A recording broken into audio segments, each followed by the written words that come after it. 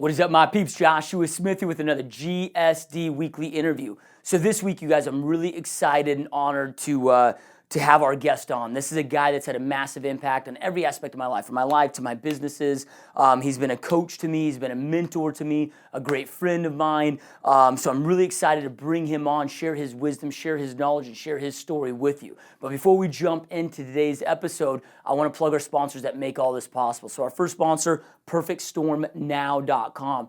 This is real estate agent specific front-end website, and it's a lead generation machine. It's how I go out there and generate 1,200 plus free leads every single month. This is not just a real estate website, right? We go out there and we make sure that you're trained on exactly how to use it. We make sure that you are a lead generation machine, how to go out there and use tools like Facebook to go out there and lead generate on a massive, massive level. So if you do not have a website that's out there kicking ass for you, check us out. There's no registration fee. Everything's month to month. It's only $99 a month, by far the most effective, affordable website platform that exists in the industry. Our other sponsor is my personal 90-day mastery bootcamp. So if you are looking for a mentor in your real estate business to take your real estate business to the next level, this is 90 days of us working together, going through my own playbook, right? We spend 12 weeks, 12 sessions.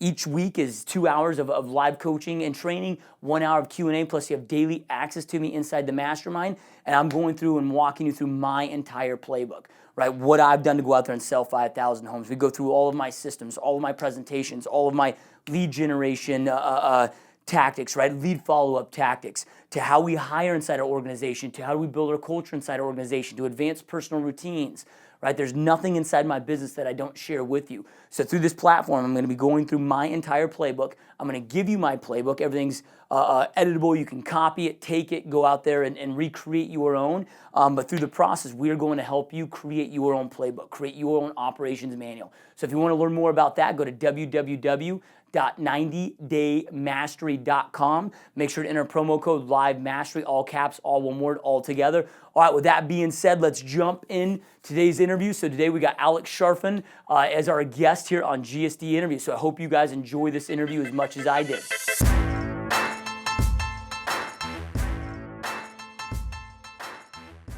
What is up, my peeps? Joshua Smith here with another GSD interview, where every single week we interview top entrepreneurs and just straight up top badasses that are out there dominating their space, that are doing big things out there, that are choosing to not live life small, but to go out there and create massive things for themselves and for their family. And tell you guys, we've got a really special guest on the show. This is a dude that I met years ago that's had a massive impact on every aspect of my life. I mean, his programs and what he's taught me has resulted in my businesses making absolute millions out there, and also has affected me on a personal level, my relationships. And I mean, this is just an amazing guy. So I'm really stoked and honored to have Alex Charfen on the show. Welcome to the show, my friend.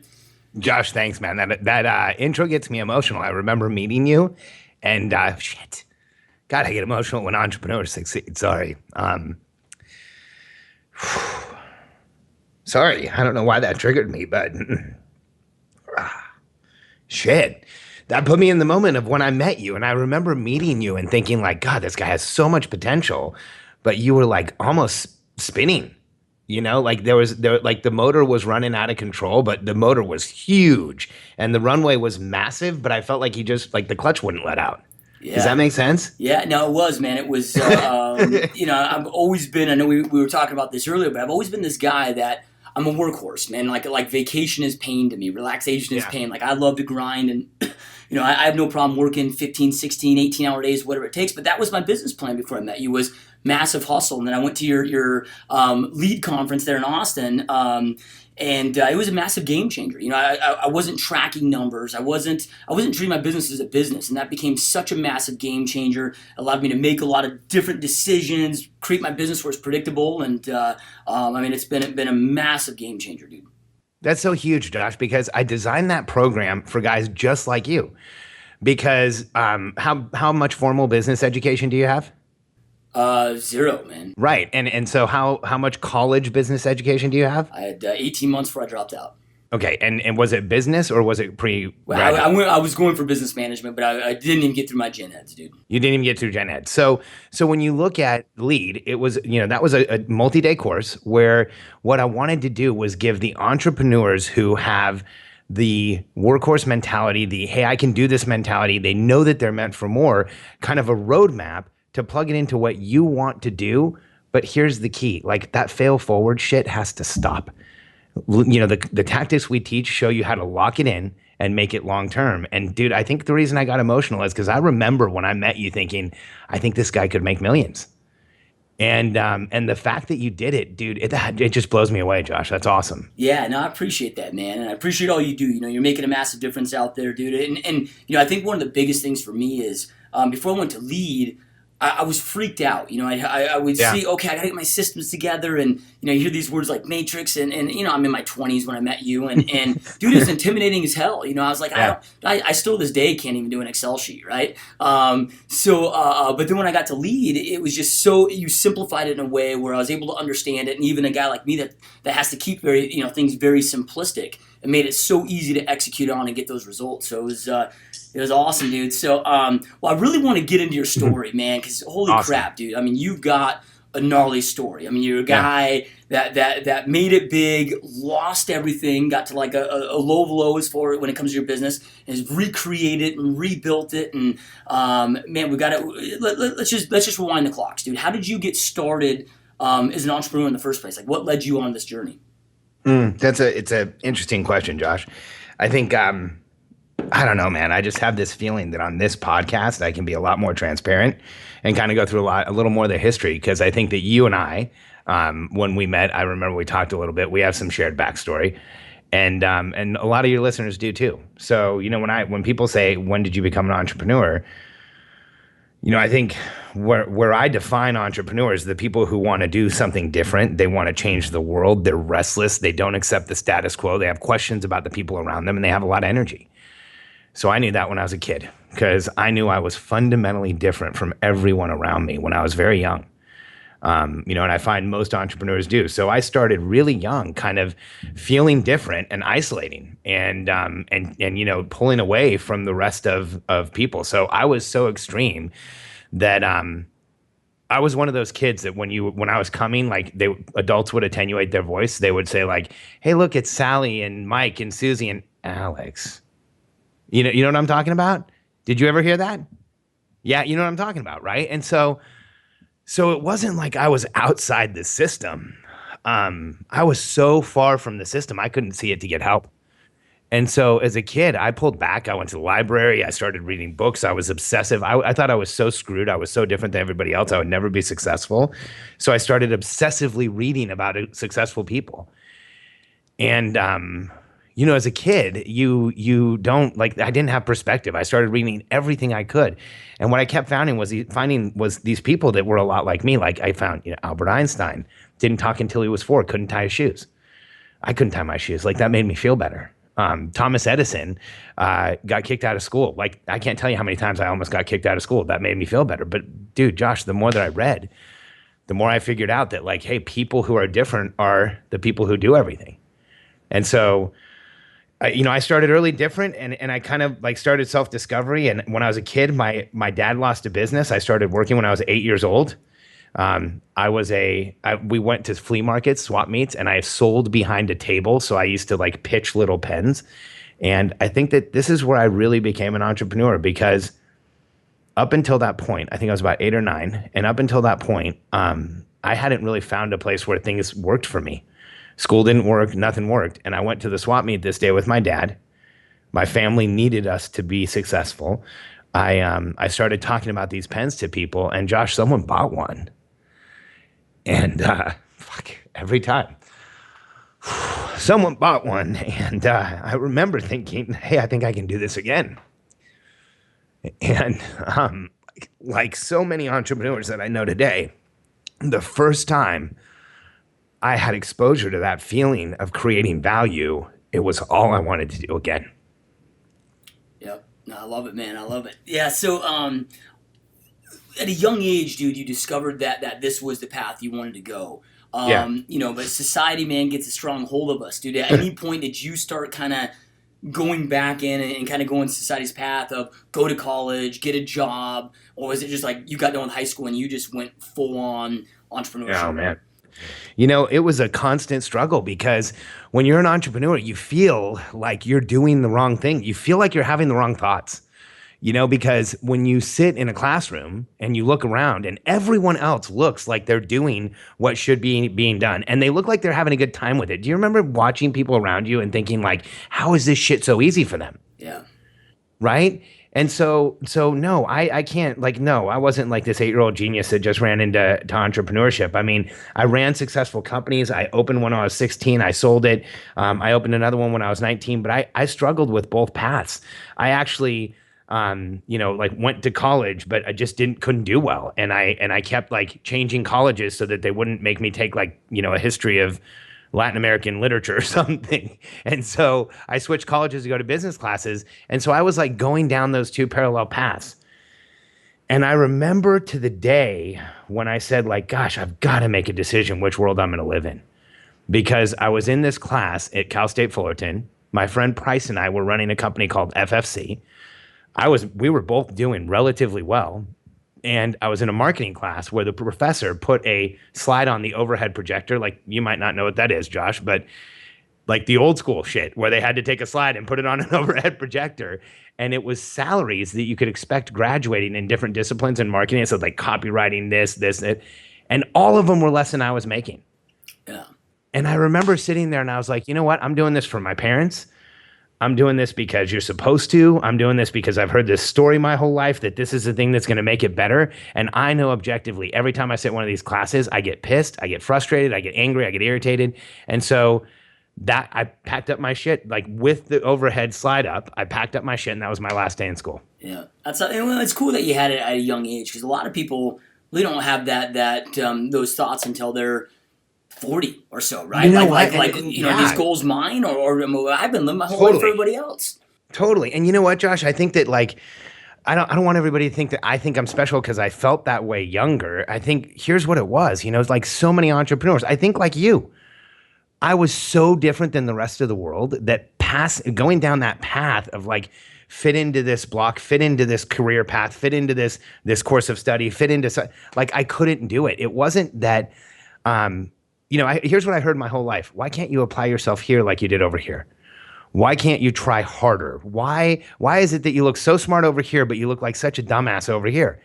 And so you know what I figured out? Like, fuck, everywhere I look like a dumbass, everywhere that people were telling me to try harder was shit I just didn't care about. Yeah. And it took me forever to get there. Like, it wasn't in college that I finally said, okay, man, I'm going to be who I am and just go after what I care about. Because you know what happens? You live your whole life with people saying, hey, what's really important is this grade. And then you get the grade and you're like, fuck, nothing changed. Yeah. Right? And then they say, hey, what's really important is this high school diploma. Then you get the high school diploma, nothing changed. Then they say, go to college and everything's going to get better. Then you're sitting there in college and going, hey, I am old enough now. I have the perspective now to know that shit's not getting better. And so it took me forever, but Josh, the journey is part of where you learn all this stuff. And, you've been to my courses, they're raw, they're transparent. I share from where I'm really coming from. And, that experience of,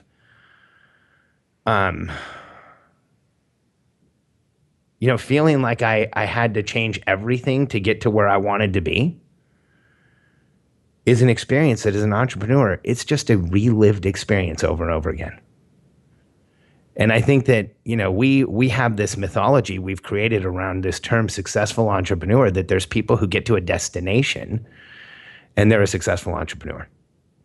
And, Josh, my work history is I sold that company I was talking about at Cal State Fullerton. I sold that company when I was 21.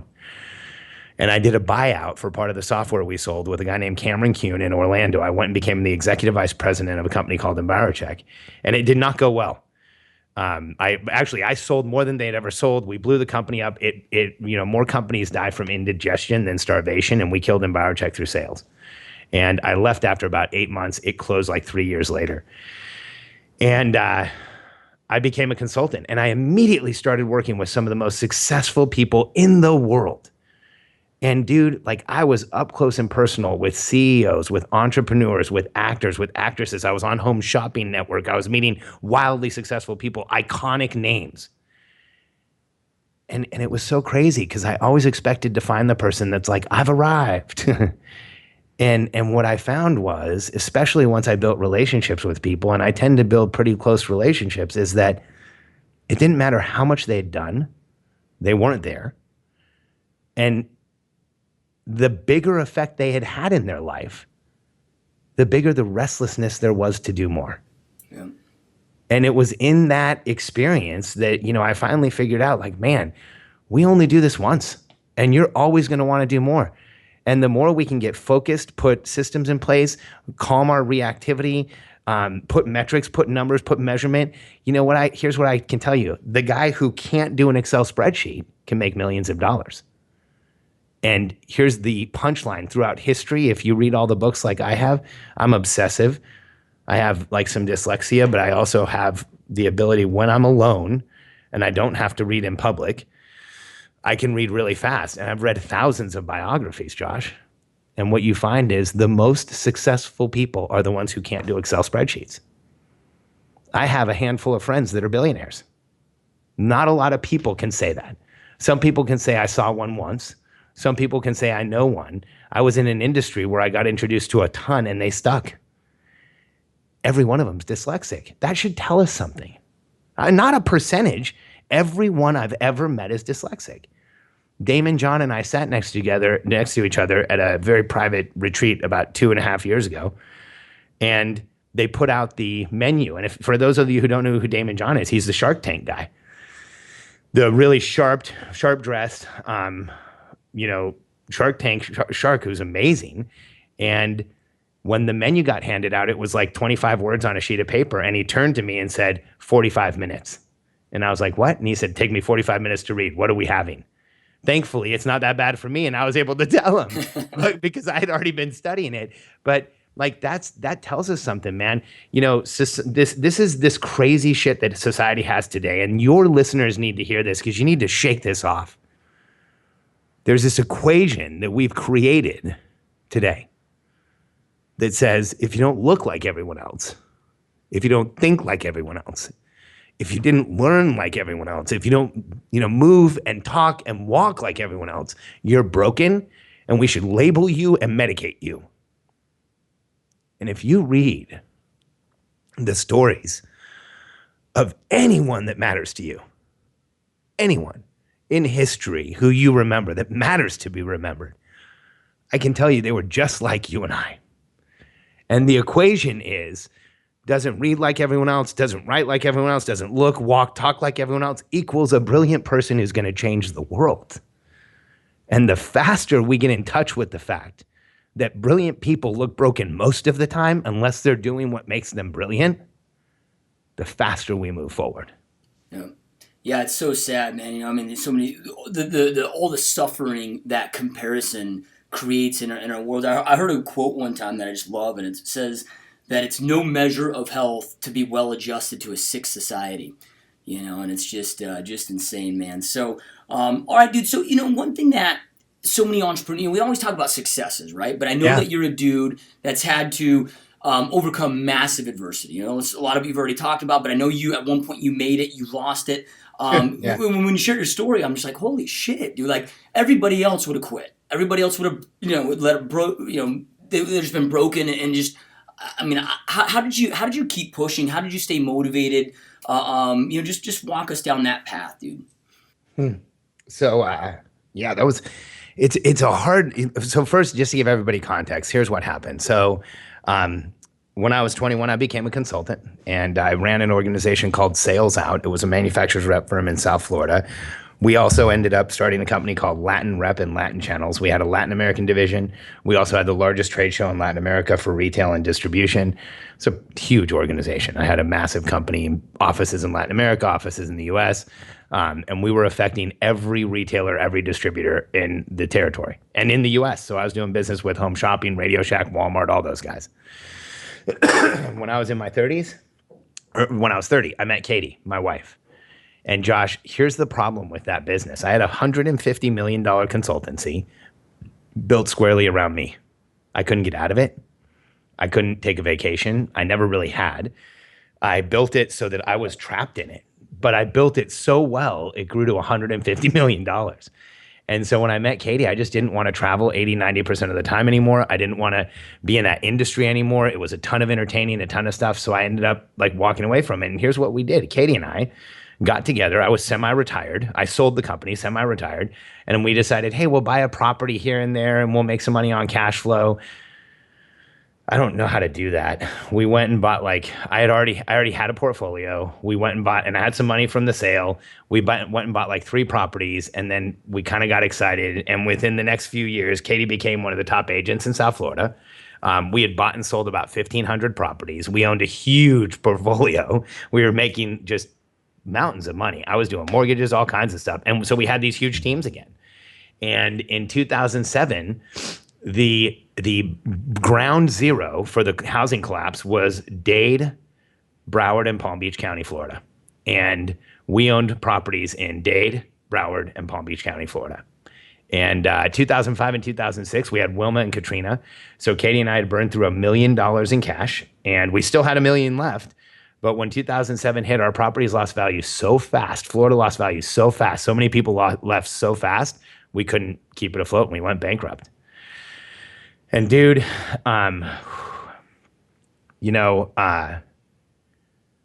there is something that changes you when you lose everything. It's the most profound feeling, because in my entire career as an entrepreneur, I had some tough times. I had been pinched before. I had thought, gosh, I'm not going to make my bills in a couple months. And I'd always found a way to make it through.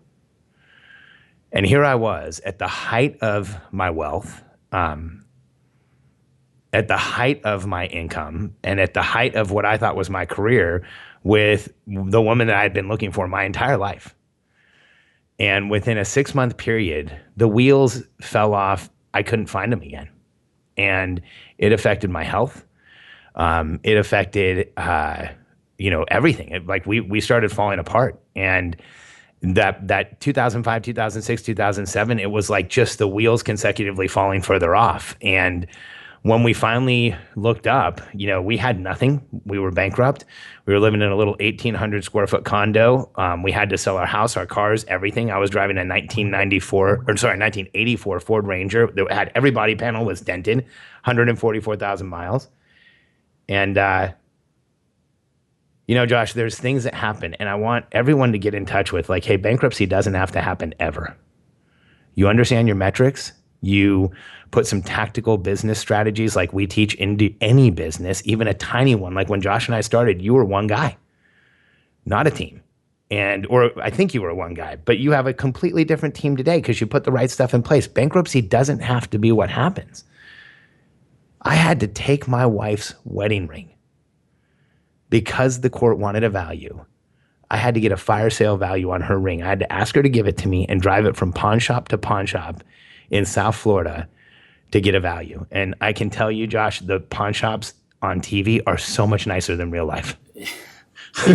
That was one of the most depressing days I've ever had. And I remember Katie had tears in her eyes when she gave it to me. It was like your life is getting literally ripped apart. In that moment, I didn't know which direction to go. I didn't know what we could do next. But here's what started happening. I'd been a consultant for a long time. And I really loved real estate, and I didn't want to stop loving real estate because it had made me so much money, and I knew that it was right, but I knew we were in a bad situation. And we saw an opportunity to start teaching people how to deal with this because I started getting foreclosure paperwork. The irony is I lost my ass. We started getting foreclosure paperwork because we had dozens of mortgages, and I kept looking at them and the way the banks were approaching the consumer, me, and I kept thinking, man, if this is how they're doing this is never going to end. And then you remember this, right? The foreclosure documents were so confusing, you couldn't figure out what to do next.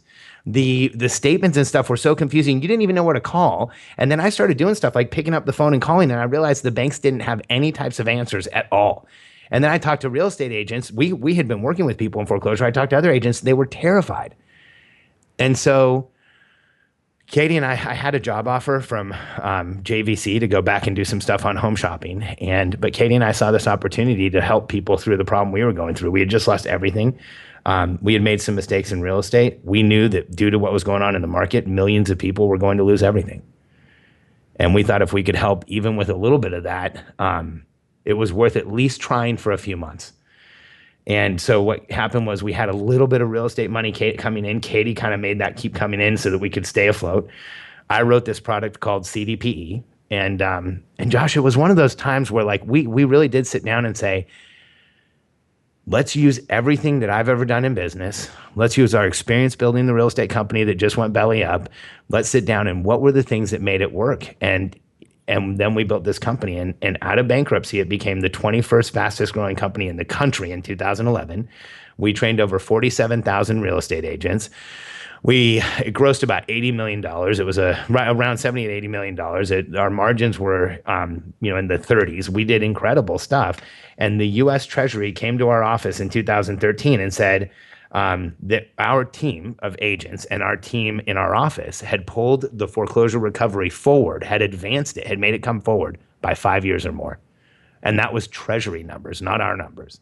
So it was intense. It was, that's why we started. I think that's what gave me the confidence to finally teach lead, Josh, in 2011. Like, I think that's when you came right at the beginning. And what gave me the confidence was it had worked in corporate America. I had accounts like Fuji and Targus and Belkin and Kodak and just massive companies. And our strategies worked like crazy there. We had doubled divisions. We had taken territories that didn't exist and made them like the second largest territory in the company. All kinds of stuff by applying these principles. When we did it for ourselves, it made us, it got us from bankruptcy to liquid millionaires in 12 months.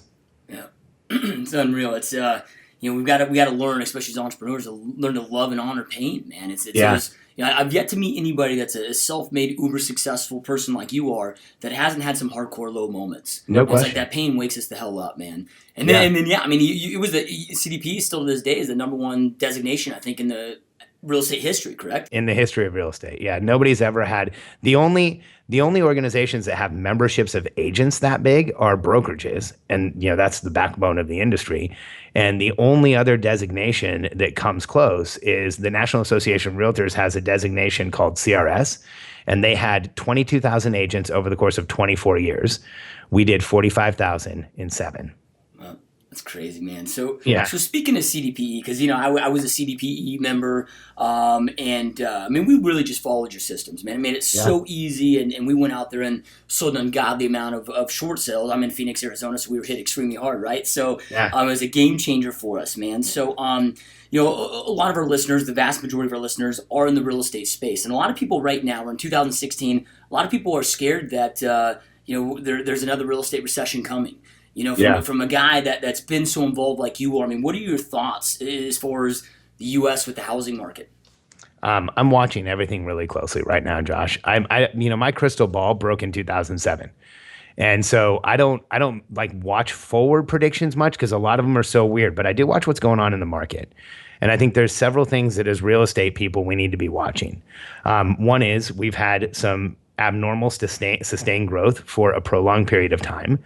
And I think that when you look at that, why do we have this abnormal sustained growth? We're almost looking like we're back to the value curve that we were pre-bubble, like where we were in the bubble, right? We're almost getting back to some of those places. And it's not getting back to the values. We're getting back to the curve, which makes me even more nervous. Because we're still in a condition where incomes have not gone up. We're still in a condition where people aren't making more money, but we're buying much bigger houses. Well, how in hell is that happening? How are we buying more real estate, bigger values, putting more mortgages on the books? Well, here's what we're doing. We're putting more mortgages on the worldwide books at 3 and 4%. That's traditionally a 6 to 8% market.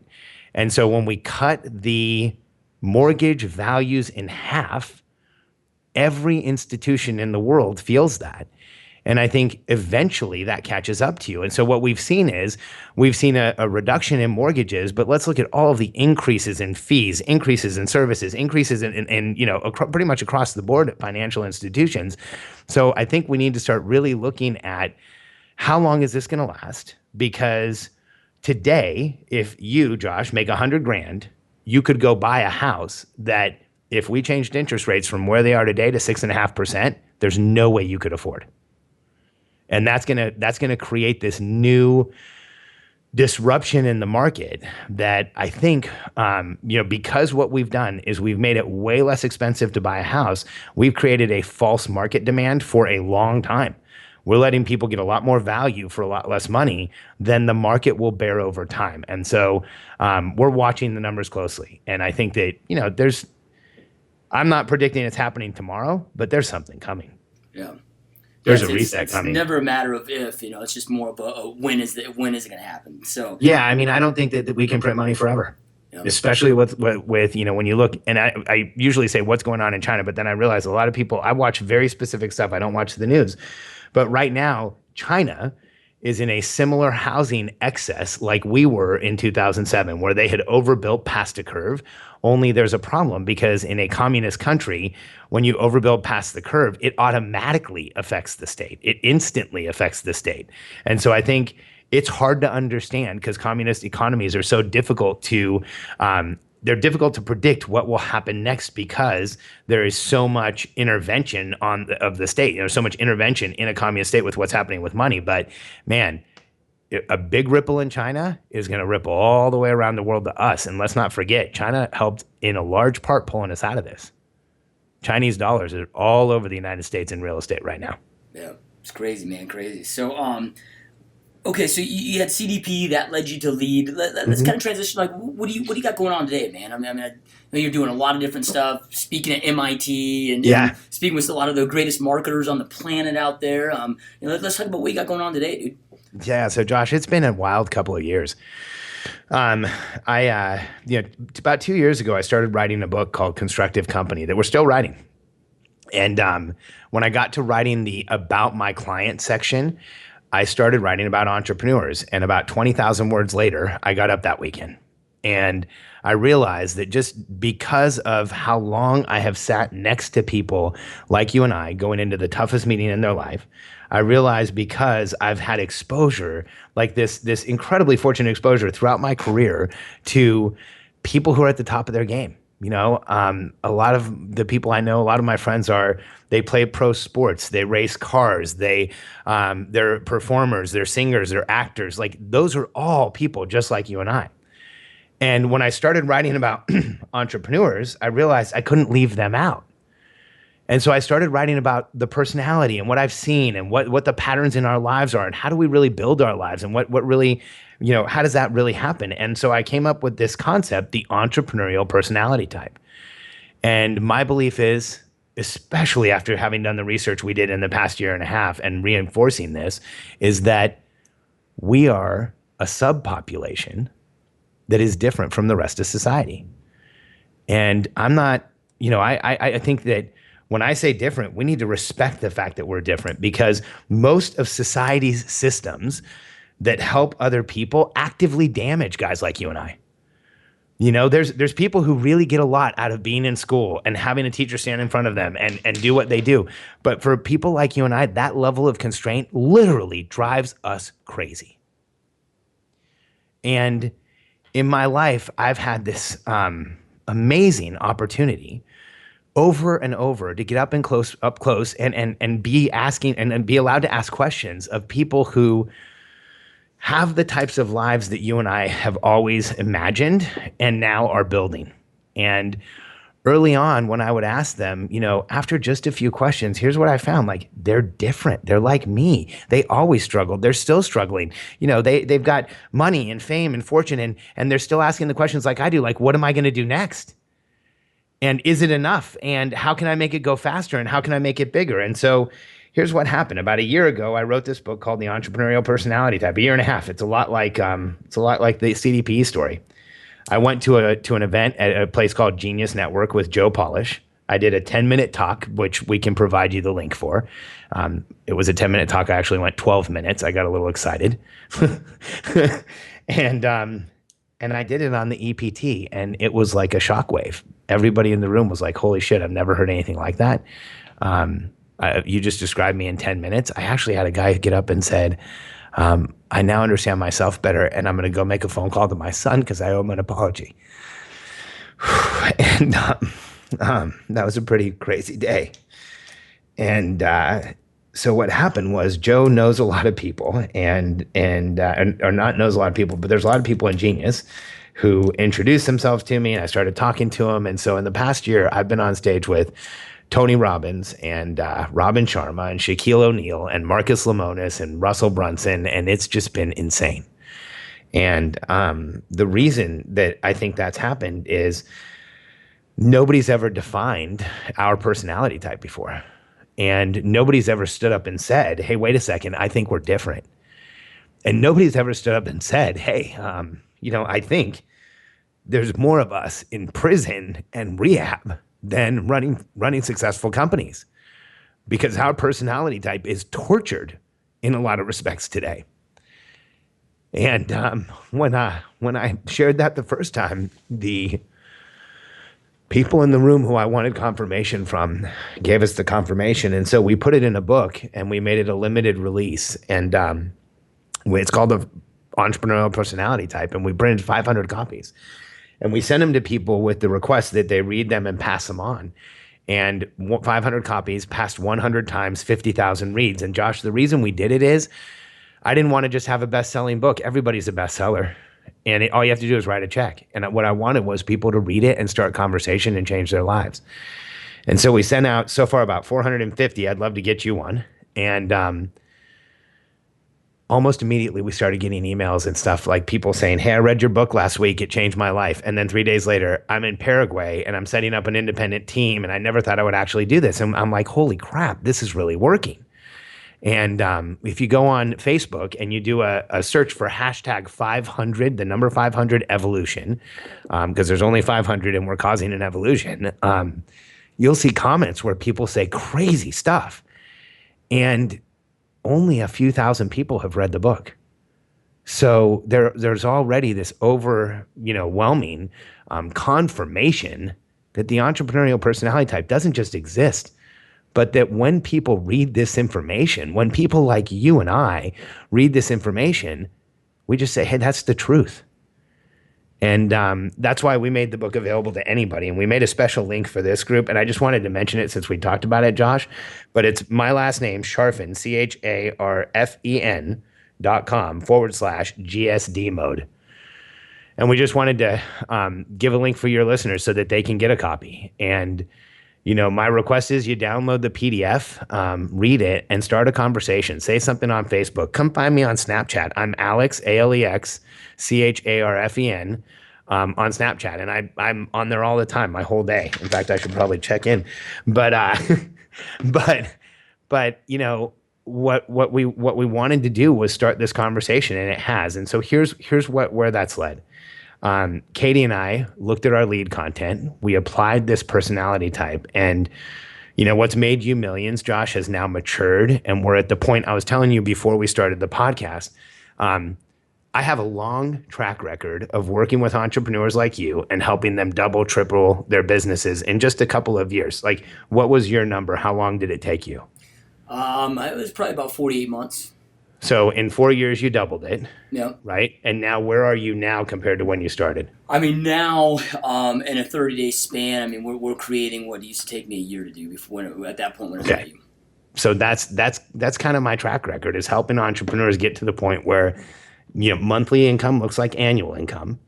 And then how do we keep doing that, right? How do we make your monthly income your annual income? And at the beginning, that's really easy. Like when somebody's making 50 grand, hey, this is easy. We can get somebody to 600. And our systems used to regularly do that. We could get somebody from 6 to 1.2, from 1.2 to 2.4. But when we get people who had the 10, 20, 30, 40, $50 million companies, a lot of the time it took a lot longer, or they just experienced incremental growth. We've updated the strategies to the point now where in our tactical business courses, I recently had a $26 million company called Smile Magic in Dallas. Emmett Scott's the CEO. You can look it up. It's an amazing organization. We worked with them for a little over 2 years. They went from 26 to over 50. So we're now at the point where we're doubling the bigger companies. So it's been a crazy journey, Josh, but that kind of gives perspective on where we are. And then just as an aside, I created a product to help people move their lives forward, people with our personality type. And it's called Awaken Your Superpower. I know that that's a different type of name for stuff that I've done before. But here's what it is, Josh. When I was in my late 20s, I I started working with some of the most successful people in the world, but here was the challenge. Their success was equivalent to my success. Like I couldn't be successful unless they were. And when you deal with entrepreneurs, you realize that there are some base level things that if we don't get that stuff straight, it causes so much noise. We can't create forward momentum, or we create what I call sporadic forward momentum. We're in that place where, you're going like crazy, then it falls apart. You're going like crazy, and then it falls apart. And maybe it's not that dramatic for you, but you go and then things slow down, or you go and things slow down. And, I know for an entrepreneur, slow down feels like fall apart, but it's only in retrospect that we say slow down. In the moment, it feels like fall apart. And Awaken Your Superpower it's only 4 hours. It's a really easy course. But here it's a really deep thinking course. And what it is the exact process I've used for about 18 years to work with some of the most successful people in the world. It's been refined over time, but how quickly can I get this person into momentum in their life? Not just in their business, in their life. And here's the interesting thing about that. Awaken Your Superpower does not tell you to do anything new. It's about sitting down and figuring out where you really want to go. Because every product in the market today that I know of that claims to create forward momentum asks you to add more to your day, more to your week, more to what you're doing, and it's kind of overwhelming. And what Awaken Your Superpower does is takes you through the framework, through the thought process that I've taken hundreds of people through so that they'll create momentum in the rest of their lives. And that it's not the tactical business solutions that we've been talking about, but it's worth mentioning because the responses we're getting from people, Josh, are incredible.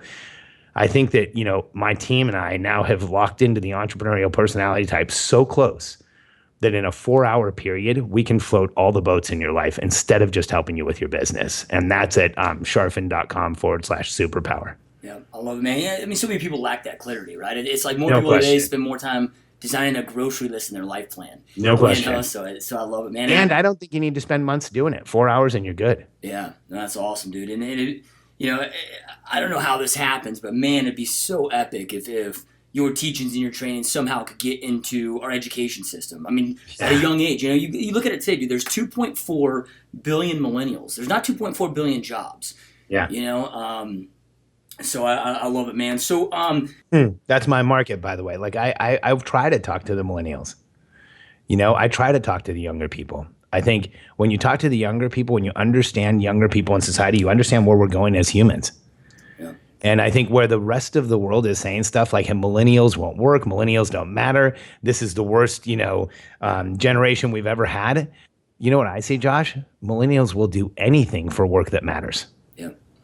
They might not do work that doesn't matter. But every time a business owner is like, oh, I've got this 20-something that doesn't work, I'm like, that's because you haven't created enough value in their minds. They don't think it matters. Yeah.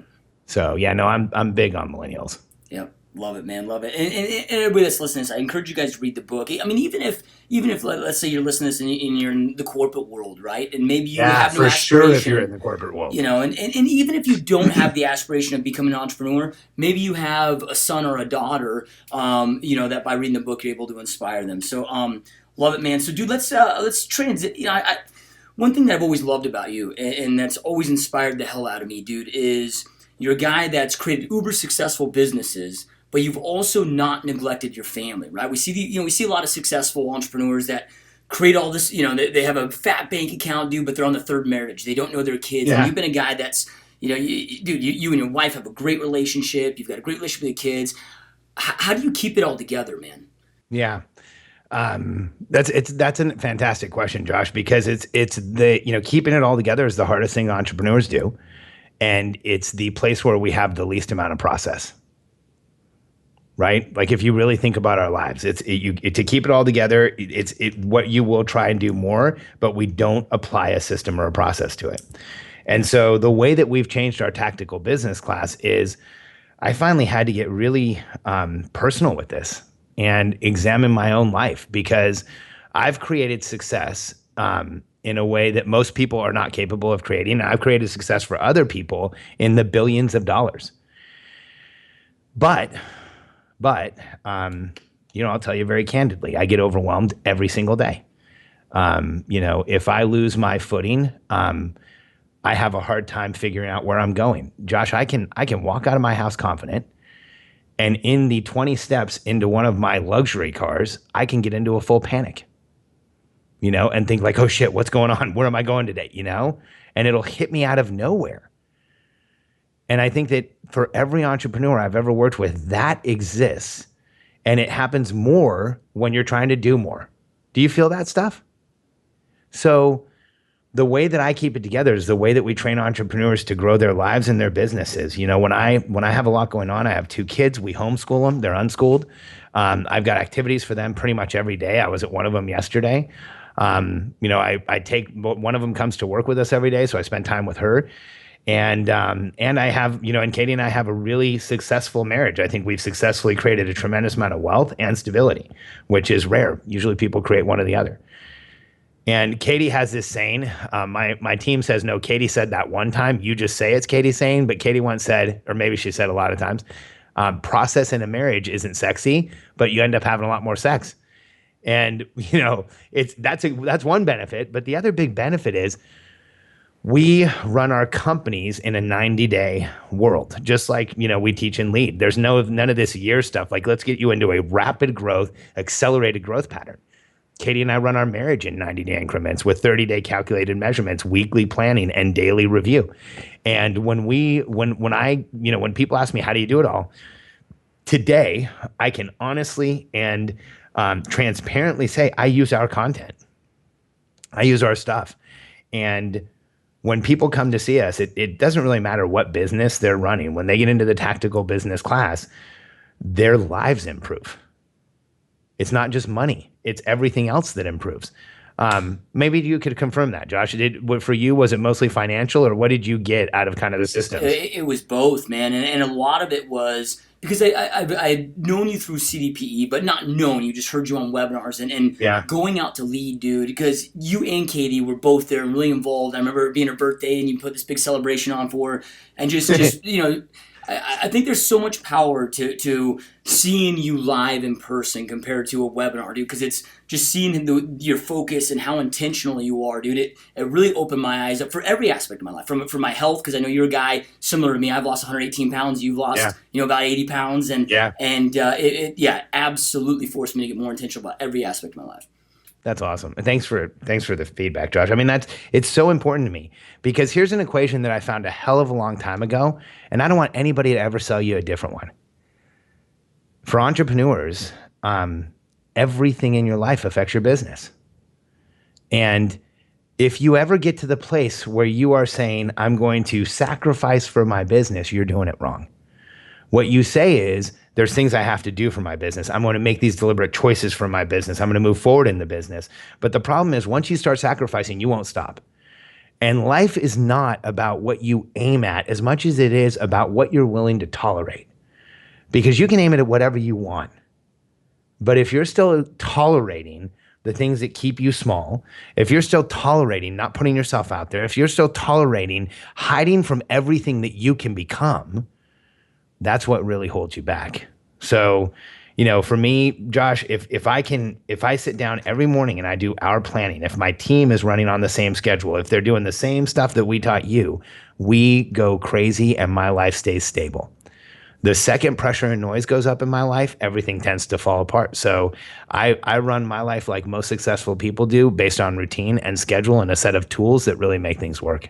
Yeah, love it, man. Do you have you have more events, live events coming up Absolutely. in this year and even next year? And can we get a link for that? Just so Absolutely. maybe we can start planning for it. And I highly recommend all of you to do it, man. I mean, it's been a game changer for me. I'm planning on definitely getting out to Austin in 2017 again myself as well. So badass. We have them in August. So we have events in August and September. There's already 4 on the books. They will be on a calendar they're on a calendar on our website at charfen.com. And that's again, CHARF as in Frank, EN.com. And when you're there, check out the venue too. Because here's what we did, Josh. When you came out to lead, it was in a hotel. And what we wanted to do was, you came to our office, like you came into the office, but you were in another room, like we were in a hotel room, and then we came and visited the office. And what people told us all the time was, when they came to the office, when they were surrounded by the company, when they talked to our team, when they saw how we were doing things, then they learned from us. That was how things really worked. Like that was great for people. And so what we did was Katie and I built an office here. It's 10,000 square feet. We have a huge meeting room. We have tons of event space. It's very empty during the week. And then when we have an event, it fills with huge amounts of people. And we built the space so that we could have the events in our office, and it's in a shopping center where you can walk to a Whole Foods, walk to about 20 restaurants, a movie theater, all kinds of entertainment and shopping, and then walk to our office and your hotel. So what we wanted to do was create the place where entrepreneurs can come, like once every month, once every 2 months, once a quarter, depending on what they want to do, and get connection, get community, and then get back into momentum and make sure that you get a check on momentum, because, you know, we get people who come here, and you were in our classes, you know, we get people who are doing incredible and don't want to see it go away, and people who are on their last, you know, $150 and want to see how to get out of it, and we can succeed with both. Yeah, love it, man. So I know you're a dude, you know, we just talked about how, God, I think it was 80, 90 pounds that you lost. Yeah. You know, and I mean, dude, especially when you see you in person. I mean, I've seen you speak for 12 hours straight in one day, and your energy's through the roof. You know, how important do you feel health is to your success in your businesses and just overall life? I think that for any entrepreneur who isn't treating themselves like a professional athlete, I question why. And I look at it as a fundamental incongruency in our lives. And anybody who feels judged by that, I'm sorry, I don't mean to judge you, but I want to get real with you, with all of you. Our personality is a physiologically sensitive, momentum-based personality. We feel what's going on around us. And the way we're successful is by feeling through our bodies. So if you're out of shape, if you're puffing when you go upstairs, if you're not eating healthy, if you're having a cheeseburger on the way to the gym thinking it's going to balance out, you are fooling yourself. And it was through spending time with, you know, I've had the opportunity to spend time with a lot of professional athletes, with special forces, with CEOs that operate at a crazy high level. And here's what I can tell you about all of them. They take their health, their physiology, their connection from mind to body so seriously that that's why they succeed. And that's why you often see people who get out of pro sports, out of the special forces, and they go create incredible success because of that connection. And so I think that for entrepreneurs, any present constraint, any constraint in the present creates a future limitation. And if you think of anything in your present like a lever, if your health is leveraged down, you are only going to have more pain in your life. If your health is declining in any way, if it's not improving, you're headed towards the wrong direction. And for every entrepreneur that I work with, one of the things that we always do is we talk about health, and we don't talk about it like doctors do because they don't understand. Doctors think about what are your symptoms, how can we label you, and what prescription do you need? And where health is really derived is in breathing, hydration, nutrition, and movement. And we have tactical business classes where we work that in, because in my experience, working with anybody who has over 8 figures in wealth, if they're not breathing, hydrating, moving, and getting the right foods, chances are they're going to make bad decisions. Yeah, love it, man. So a couple last questions for you. You know, I know you get interviewed all the time, right? You're on a lot of these podcasts, radio shows, whatever that may be. Is there any question that never seems to get asked that you wished you'd get asked? Gosh, that's a good question, Josh. Yeah, you know what? There is. I think that throughout my life, one of the things that I've always asked entrepreneurs is like, hey, do you have a foundational principle that runs your life? Is there something that you use to make decisions? And I'll share, because I didn't have that. I really didn't have that. Like, you know, it was 1 month it was how much money can I make? And another month it was, you know, can I buy that house? And another month it was, can I hit that number? And I wanted to know, like, hey, you know, I get confused easily. And I have, you know, tons of businesses and cash flow. And, you know, I look at financial statements, which are really hard for me. And so I need bigger level decisions. How do I do that? And I've asked hundreds of the most successful people in the world. And Josh, here's the people I respect. I'm going to go further than that. the people whose lives I would want, like the people who I look at and I say, man, I want my life to be like that. I don't want to trade places with anybody. I have Katie. You can't win past that. But I want to improve where we are. And what they tell me is, and what I've summarized it to is, number one, your marriage is most important. And number two, absolute transparency is critical. And when people say, hey, I'm not married, then I tell them, okay, then become the person you want to marry or you want to be in a relationship with, and absolute transparency is critical. And I think that high level view of the world is important for this reason. You know, I'm now more convinced than I ever have been that we go choose the person who's going to reflect back to us what we need to hear. And when I talk to entrepreneurs, one of the first things that we talk about is, let's get increased communication with your wife, or with your husband. What do you need to talk to them about? Where have you not been transparent? And I'll just share one story about that, because this is really a question I wish people ask me. My base level, here's how I make decisions in the world, is my marriage is most important, and I'm going to tell Katie everything, because then things get better. And about 5 months ago, a friend of mine, Andrew O'Brien, was in our offices, and we had a quick discussion, and I knew there were some challenges there, and I couldn't really figure it out. And then he came to one of our classes like you did, Josh. And in the class, we had this intervention, or this discussion that started with, hey, are you okay?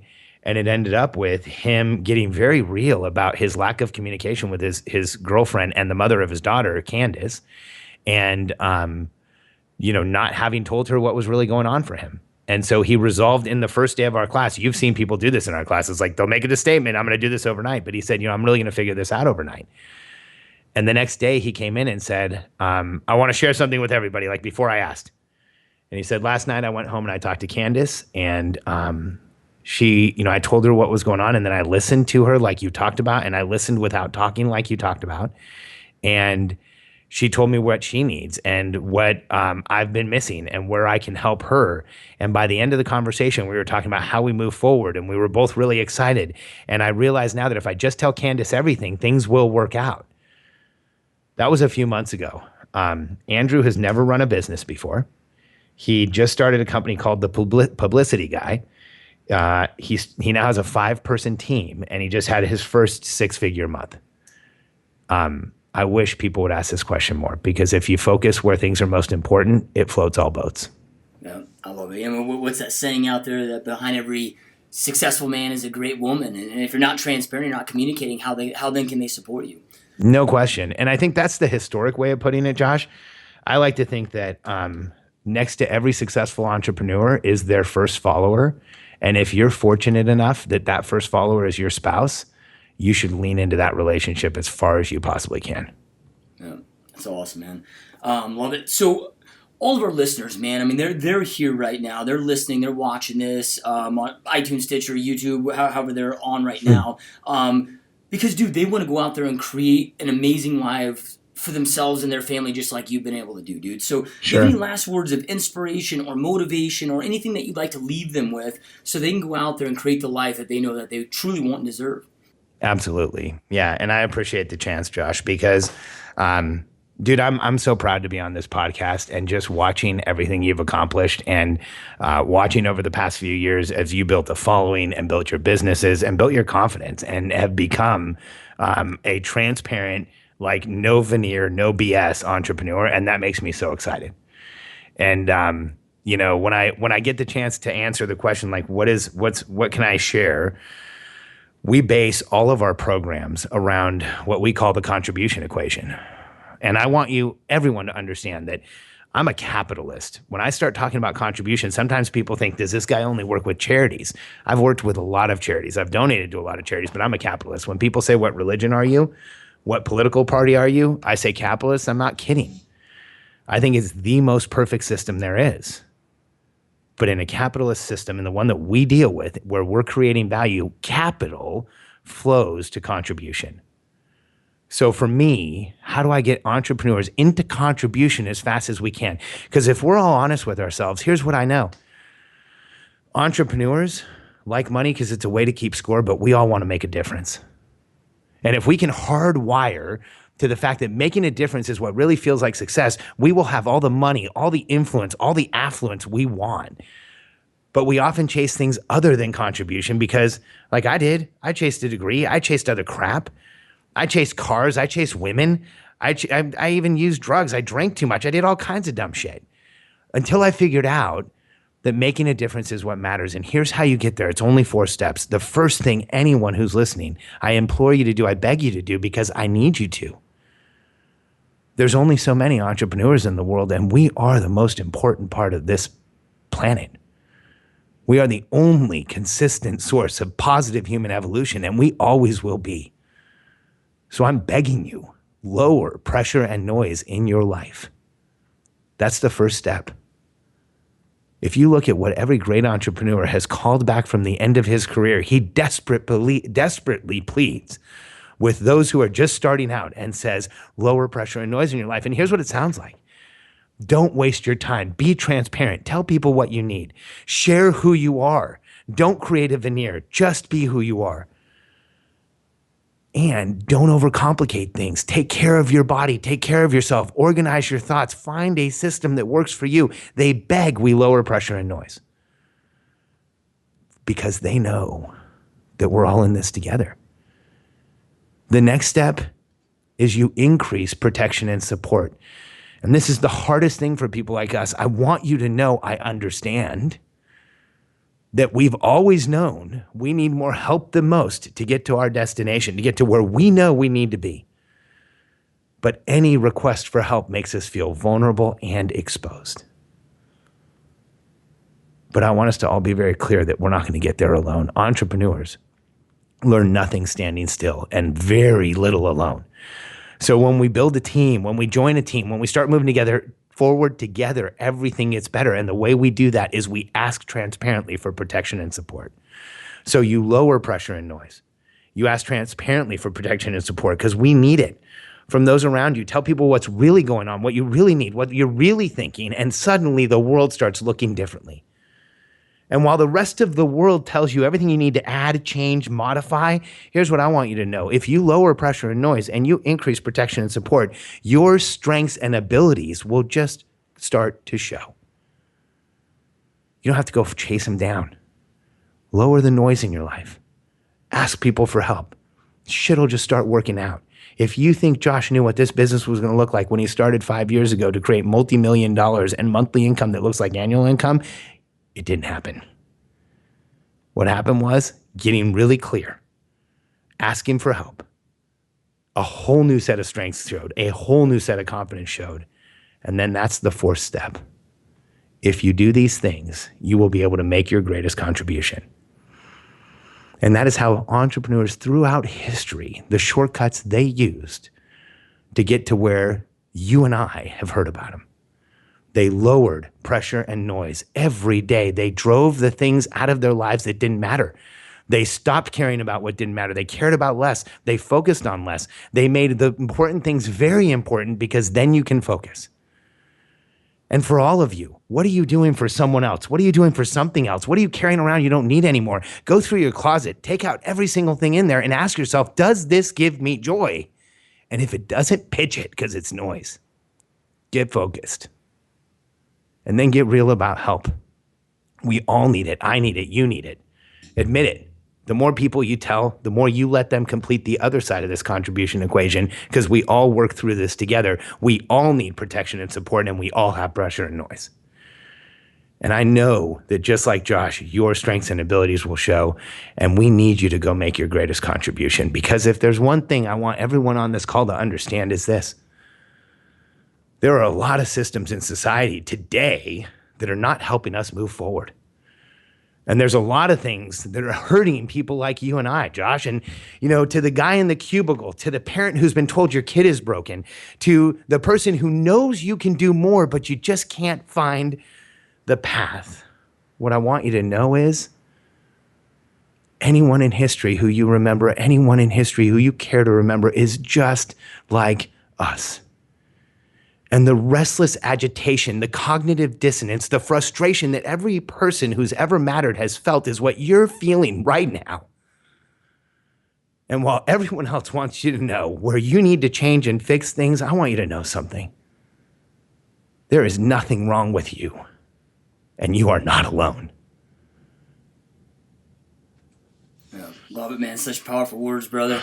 Thank you, Josh. You know, and you guys, I know I end every single podcast with this, but information without implementation is a sort of delusion. Information is no longer power, right? It's taking that information, taking action on, which creates power in your world. You guys, Alex has shared so much amazing content, so much amazing information. Make sure to go download his book, check out his content there.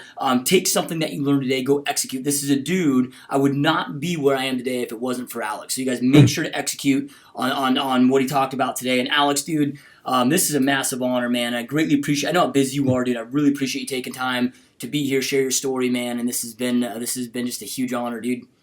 Josh, this is an honor for me as well. And I want you to know this has given me more momentum than you could imagine. I want to thank all your listeners. I'd love to join you on Facebook. You can come to our entrepreneurial personality type group. Let me know that you're there and that you're a listener of Josh's. And dude, I can't wait to see you in Austin. Yep, you got it. All right, you guys, we will see you next time.